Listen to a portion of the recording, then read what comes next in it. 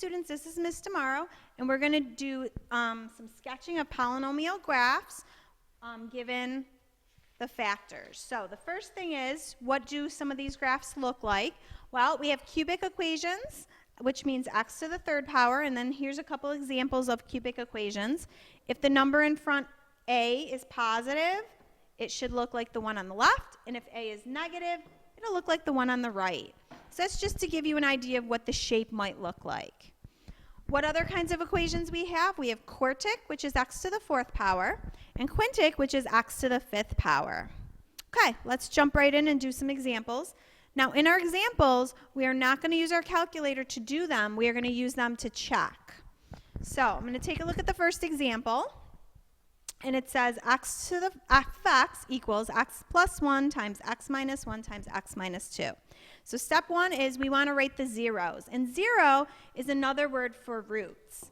And remember, the roots is where it touches the x-axis. So if I were to multiply this out, I know this would be cubic, because there's 3 factors, so it would be x to the third power. So that means I should have 3 zeros. So if I set each one of these equal to 0, I would get negative 1. And 1 and 2. So if you look at the bottom, it says we're going to perform a sign analysis and we're going to test each interval. And what that will tell us is if the graph is above or below the x-axis. So I'm going to make a number line and I'm going to put my numbers in order. And again, these are roots, so negative 1 goes on the x-axis, 1 goes on the x-axis, and 2 goes on the x-axis. So what we're going to do is we're going to pick numbers that are below negative 1. You can pick any number you want. I'm going to pick negative 2. And I'm going to plug it into my original function. All I want to know is if the number is going to be positive or negative. I don't need to know the actual number. So if I take negative 2 and plug it in, negative 2 plus 1 is a negative number. Negative 2 minus 1 is a negative number. And negative 2 minus 2 is a negative number. So if I multiply a negative number times a negative number, I get a positive, times another negative number, I get a negative. So below negative 1 is going to be negative. Okay, let's pick a number in between negative 1 and 1. I'm going to pick 0, my favorite number. And if I plug 0 in, I'm going to get a positive, a negative, and a negative. And if I multiply that together, it's positive. Okay, let's take a look in between 1 and 2. I'm going to pick 1.5. 1.5 plus 1 is positive. 1.5 minus 1 is positive. 1.5 minus 2 is negative. If I multiply those, I get a negative number. And then lastly, I need to pick a number bigger than 2. Let's say I pick 3. 3 plus 1 is positive. 3 minus 1 is positive. 3 minus 2 is positive. And all positive numbers are going to multiply to a positive number. Okay, if you look at the bottom of the page, it's also written out there. Okay, so you can write it like that, or I prefer to write it as the number line. So when I'm actually graphing it, negative means it's below the x-axis, and positive means it's above. Now, we don't know exactly where it's going to touch. Besides the zeros, we are sketching graphs, so we want to know the shape. So we're going to go below, then we're going to go above, and again, I don't know how high it is. I'm just going to kind of gauge where it would have to meet again. Below and above. So that should be the general shape of my equation.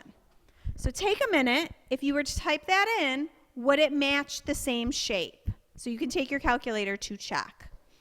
Okay, let's look at example 2. The first thing we're going to do again is we're going to write our zeros down.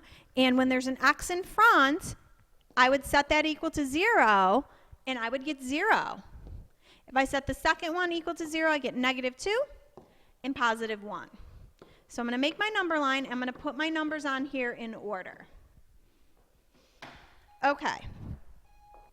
Okay, so I'm going to pick a number smaller than negative 2. We'll say negative 3. So that means that I'm going to get a negative number. Negative 3 plus 2 is negative. Negative 3 minus 1 is negative. So if I multiply all those together, a negative times a negative times a negative is negative. Okay, picking a number in between negative 2 and 0, I'm going to pick negative 1. So that's going to be negative. Negative 1 plus 2 is positive. Negative 1 minus 1 is negative. Negative times negative is positive.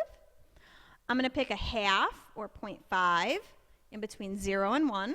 So a half is a positive number. 1/2 plus 2 is positive. 1/2 minus 1 is negative. So again, multiply it, I get a negative number. And then a number bigger than 1, I'm going to pick 2. So 2 is positive. 2 plus 2 is 4 is positive. 2 minus 1 is positive. So positive times positive times positive is positive. All right, so I need to put my roots on there. So negative 2, 0, and 1. So now I want to do the shape. So for my shape, I'm going to go negative, so below the x-axis, to above, to below, to above. So this actually has the same shape as the one we just did. Okay, let's take a look at example 3. Now example 3 has a negative in front of the whole problem. So we just got to keep that in mind. All right, for my zeros, I have 4 of them, so this is going to be quartic. All right, my zeros are negative 3, negative 1, 1, and 2. So I'm going to make a little number line right in between here. Negative 3, negative 1, 1, and 2. So the first thing I'm going to do, I'm going to put my zeros on my graph. Okay. And again, we want to pick numbers either in between or below. So I'm going to pick a number below negative 3. So we'll pick negative 4. So I have a negative. That negative is going to get multiplied by all my other numbers.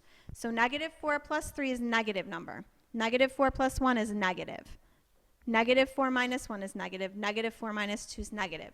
So I got 1, 2, 3, 4, 5 negative numbers multiplied together. Since it's odd, it's going to be negative. All right, a number in between negative 3 and negative 1 is negative 2. Again, that negative in front stays. Negative 2 plus 3 is positive. Negative 2 plus 1 is negative. I got negative. I got negative. So negative times positive times negative, negative, negative.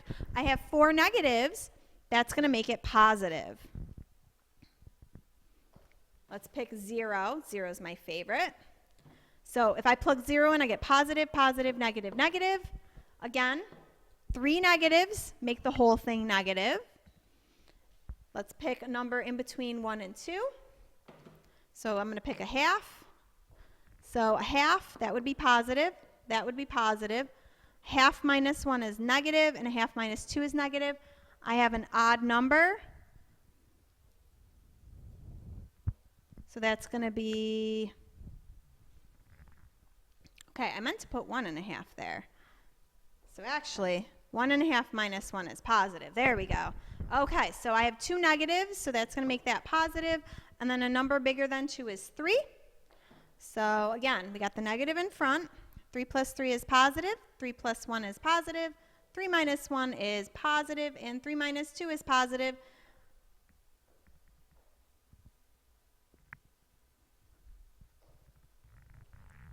So remember, we have a negative in front, so negative times all those positives is negative.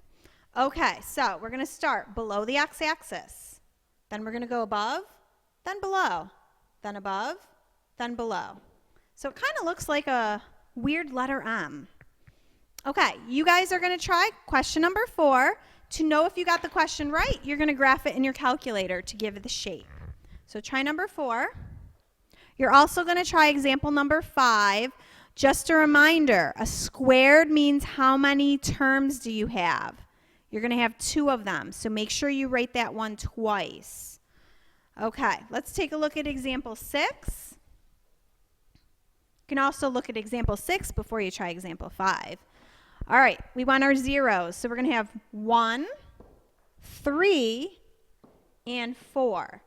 So the squared, what is that going to mean? Well, we'll take a look at it. We don't need to put the 3 in there twice because when I make my number line, I only have 1, 3, and 4. So we don't have to write the 3 twice. All right, so I'm going to put the zeros on there. Okay, so we're going to do exactly what we've been doing. So I'm going to pick a number smaller than 1, which is 0. So if I plug 0 in, I'm going to get a negative number. All right, this is the tricky part. 0 minus 3 is negative 3, but it's squared. So negative 3 squared is a positive. In fact, when you square any number, your answer is always going to be positive. So this middle term, no matter what number I pick, will be positive. All right, 0 minus 4 is negative. So negative times negative is positive.